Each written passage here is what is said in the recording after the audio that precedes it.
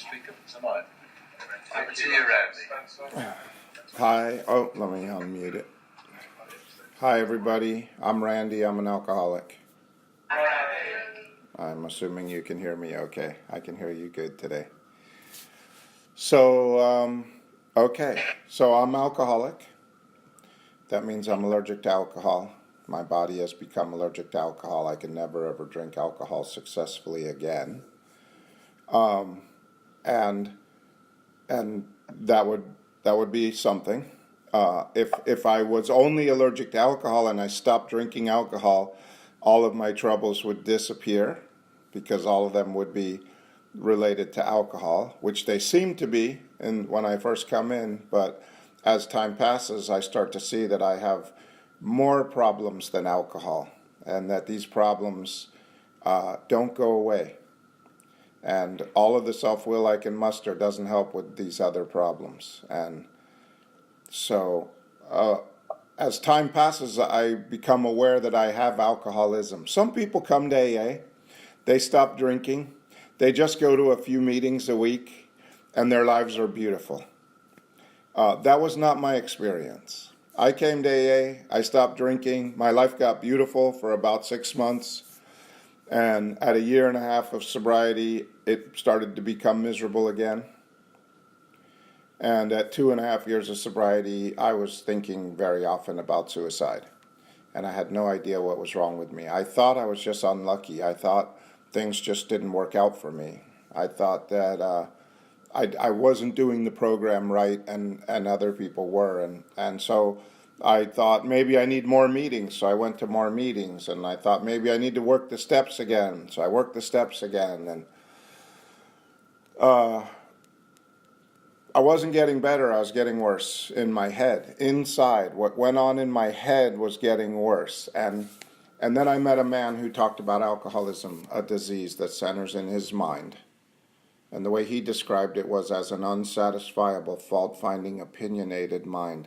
And I have to be reminded of that every day for my life, because I am unsatisfiable, I am fault-finding, and I'm opinionated. And I see it over and over and over again. LA is on fire. It's on fire. The whole city's like on fire. The valley is completely on fire.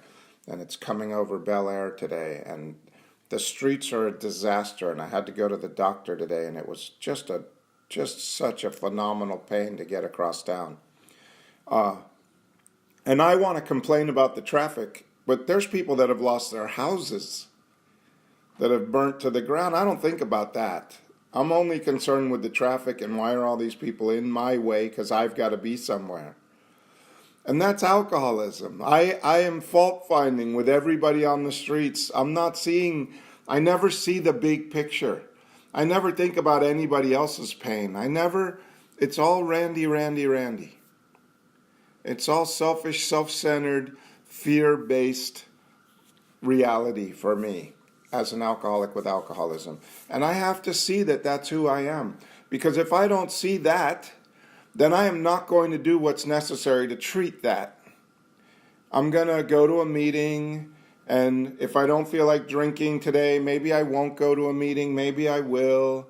And I'm going to get on with the business of making money and getting a new girlfriend and a new house and a new job and a new car. And I'm going to go along doing life, not realizing that there's something wrong with me that needs a treatment, and then something happens. The tube is too crowded and someone steps on my foot and I want to kill them. Just want to kill them. Out of the blue, I have homicidal thoughts. For me, it's not that out of the blue. I have them quite often.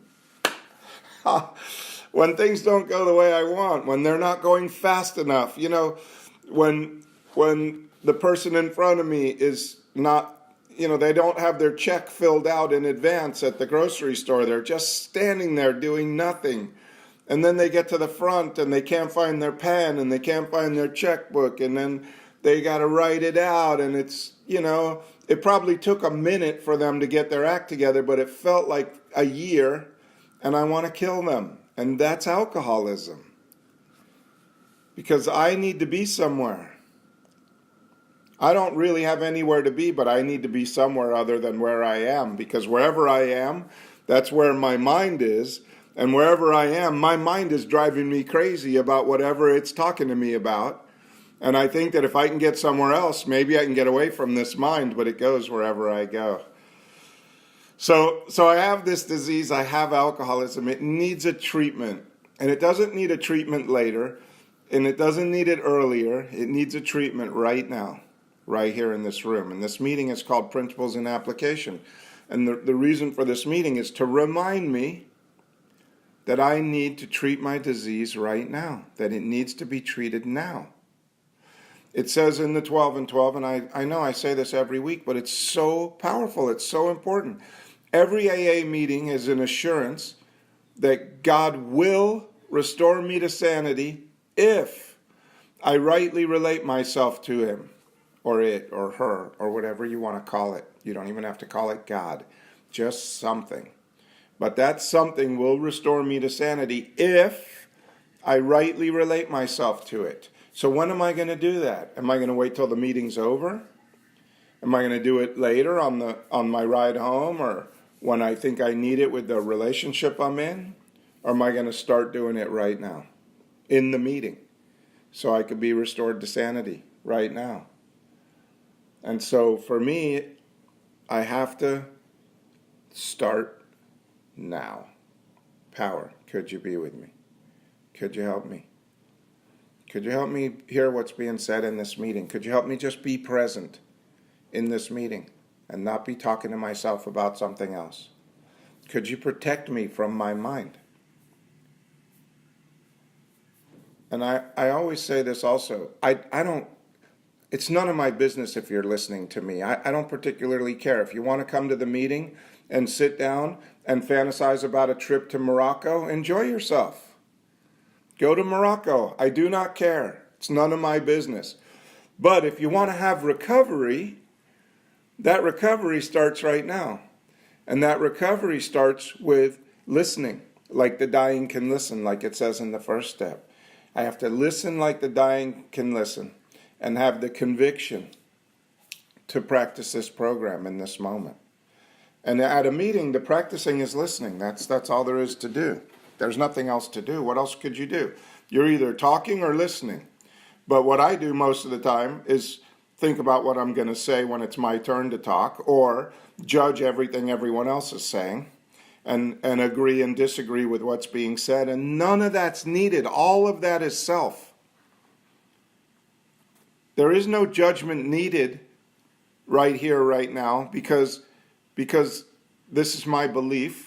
You can believe whatever you want. Of course, this is AA. I'm sure you're not going to believe what I believe. But what I believe is that there is a piece of God that's inside of me, a piece of something, a piece of creative intelligence, a piece of spirit. There's some spirit in me, and that spirit is the thing that makes me alive. And that spirit has access to all knowledge and all power, all of it. So you might agree with what I'm saying, but you already know it. You already know it because you have the same spirit inside that I have. And the truth is the truth, no matter who says it. And so in this moment, I can relax into knowing that I have all knowledge and all power inside of me. There's no need for me to judge you. I have my own access to my own knowledge and my own power in this moment. But it's God knowledge and it's God power. It's not Randy's ego knowledge. It's not the stuff that I've learned, because the book tells me that I have to let go of my old ideas absolutely, or the result is nil. So all of that knowledge, all the stuff that I've learned, I've got to let go of. And I have to be present right now, right here, right now, and start accessing all knowledge and all power. And I don't need to judge to do that. I don't need to even agree or disagree with what's being said to do that. I just have to be present. I just have to ask this higher power to be with me. And then relax into this moment, knowing that this is the best moment there ever was, right here, right now, without anything having to change. And then I have some application right now. And so I notice, the room always thins out in step 4. Inevitably thins out in step 4. And we were going over this sheet. Did anybody look at the sheet during the week? Thank you, Luke. So this is a resentment sheet printed up the way that Dan Sherman did it in a group out here called, I don't know what it was called. Big Book Awakening is the name of the book that he wrote that kind of, I don't even know if you can see the name on there. It's in Boston there. It says Big Book Awakening. And there's a group, and they follow this format, and they wrote this format for the 4-step, and I think it's brilliant. And we handed out sheets the last 2 weeks, and I was going through the sheets. Does it even make sense to go through the rest of the sheet? Do you want me to do that? Yeah? Okay. All right. So so I'll do this real quick because I've already talked a lot. But look, doing the 4-step is not what this meeting is about. But it's talking about the steps keeps the meeting focused in a direction and going through the 12 steps. But it's not a steps workshop. It's a principles and application right here, right now moment to be connected. All right. But everything that I talk about, I hope, is in the book, in the big book, in the 12 and 12. If it's not, don't listen to me. So it says resentment is the number one offender, and I have to turn every one of these sentences into a question. So do I believe that resentment is the number one offender? Can I look around my life and see that it's my resentments? My resentments are the things that make me restless, irritable, and discontent. And then it says it destroys, my glasses. It destroys more alcoholics than anything else. From it stems all forms of spiritual disease, for I've been not only mentally and physically ill, but I've been spiritually sick. One of my favorite sentences. When the spiritual malady is overcome, I straighten out mentally and physically. So I always got that backwards. I thought, wait, first I'm going to straighten out mentally and physically, and then I'll talk about maybe trying to find this higher power thing. But that's not what the book says. It says first I straighten out spiritually, then I straighten out mentally and physically. Okay, so in dealing with resentments, I put them on paper. I write down I list the people, institutions, and principles with whom I'm angry. I write them all down. So much fun. Everybody I'm angry with. Finally get to put it on paper. And then I ask myself why I was angry. So that's column 2. Column 1 is the person. Column 2 is why I was angry. And then column 3, I had to ask myself why I was angry. In most cases, I found that it was my self-esteem, pocketbook, ambition, or personal relationships, including sex, were hurt or threatened. So I was sore. I was burned up. On my grudge list, I set opposite each name my injuries. And then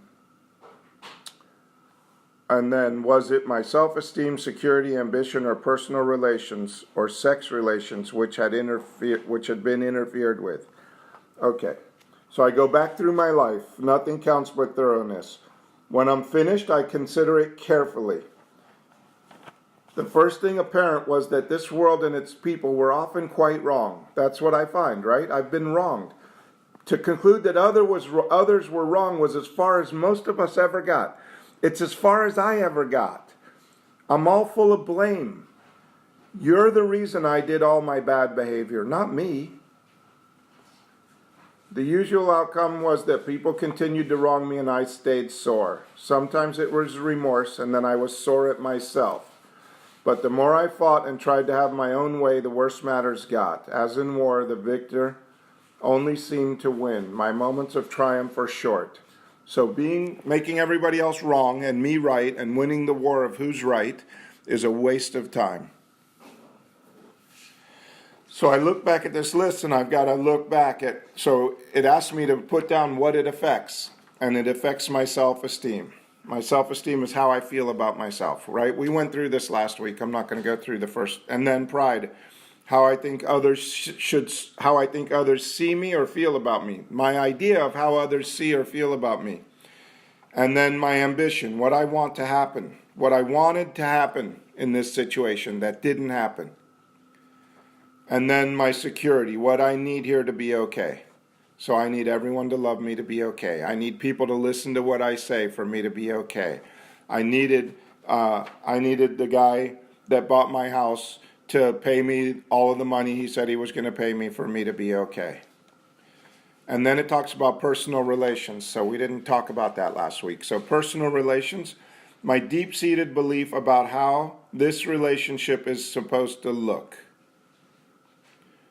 So in respect to the guy that bought my house, if I can find it. Okay.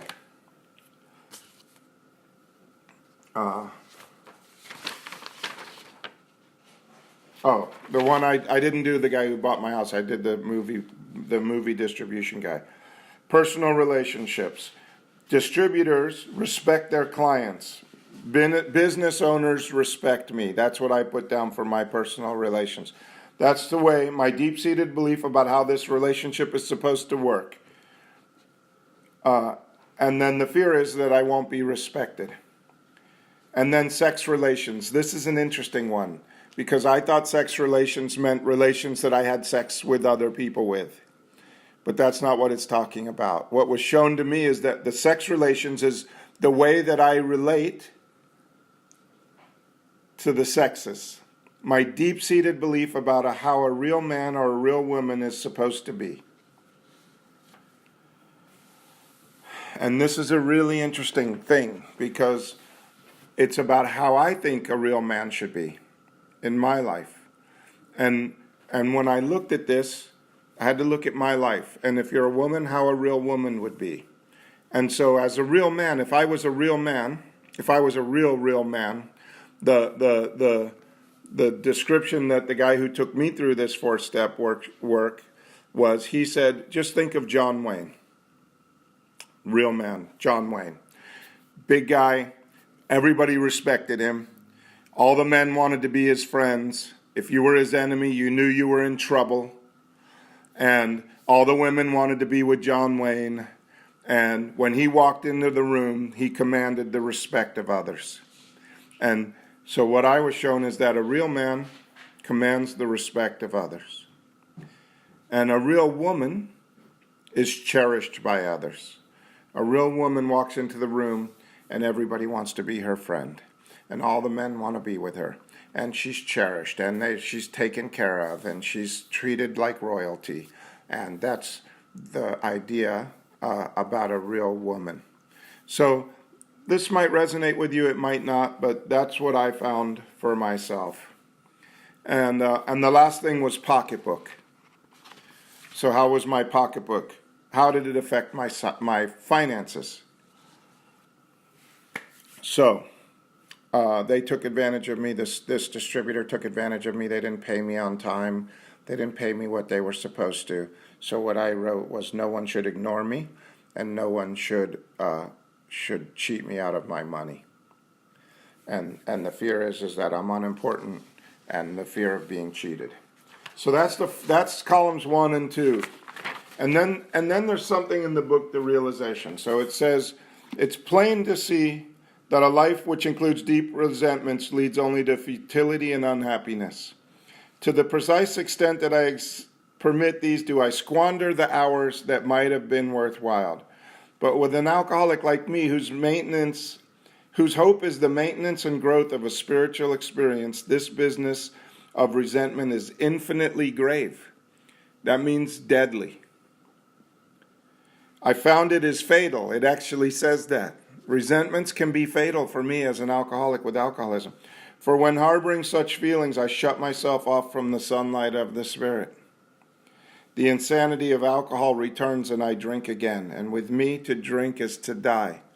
So this is serious business. This is why most alcoholics die of alcoholism, because they never do this 4-step. And it's a terrible thing to do. It's not easy. It's not fun. But it has to be done. If I am to live, I have to be free of anger. The grouch and the brainstorm were not for me. They may be the dubious luxury of normal men and women, but for an alcoholic, these things are poison. So then it says I turn back to the list. So this is the other side of the page. I turn back to the list, for it held the key to my future. I'm prepared to look at it from an entirely different angle. All my life I blamed everybody and everything for my troubles. I began to see that the world and its people really dominated me. In that state, the wrongdoings of others, fancied or real, had power to actually kill. To kill. How could I escape? I saw that these resentments had to be mastered, but how? I could not wish them away any more than alcohol. This is my course. I realized that the people who wronged me were perhaps spiritually sick. Though I did not like their symptoms and the way they disturbed me, they, like me, were sick too. So this is the realization part of step 4. I look back at the list and I have the realization, how have I done the things I resented in column 2 to the person I've listed in column 1 or others? So I look back at my distributor and I can look back in my history and I can see that I have not paid others on time. I haven't always been on time. I haven't always paid people exactly what I said I would do. I have not honored all of my deals. I've backed out of some deals after the deal was already done. And so all of a sudden I can see that I have done to others the same thing that I'm resenting that this person is doing to me. And it takes a lot of the sting out of the resentment. And so I have talked for a long time. I'm going to stop talking now. It's now for all of you to talk about, if you want to talk about your resentments, but do not be specific. This is not a 5th step. This is not a room where anyone is ever going to do a 5th step. We're not going to do a public 5th step. We're not even going to do a public 4th step. This is just a walk through the steps. And I am not a sponsor for any of you except for Evan maybe, or maybe Spencer. And I'm not here to take you through the steps. But just to look at it and just to have a discussion about it and to see what's important in the 4th step as application. And so as application, I have to do it on paper. I have to write it out. I have to do it in black and white. Otherwise, it's just more nonsense running around in my head. And it continues to be blame if I don't write it down. But when I write it down and I can look at it and I can turn back to the list and look at it from a different angle, then something new could come in. Something new can happen. And this is a way of life. Taking inventory becomes a way of life. That I need to be able to do this and I need to know how to take inventory, because in step 10, I'm going to continue to take inventory. And I'm going to continue to see when I'm wrong. Up until this point right now, I've never been wrong. I've done some bad things, but I wasn't wrong because you did worse things, and I can justify my bad behavior because of the worst things that you did. And I have to learn how to take inventory so that I can see when I'm wrong. Otherwise, it's all just a mess. And there is no spiritual growth if I cannot see my part in my life. So thank you for letting me share, and I look forward to hearing from all of you.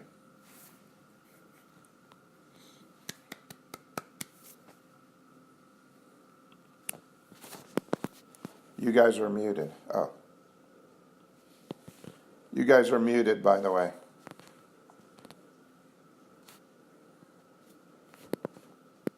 That would be very much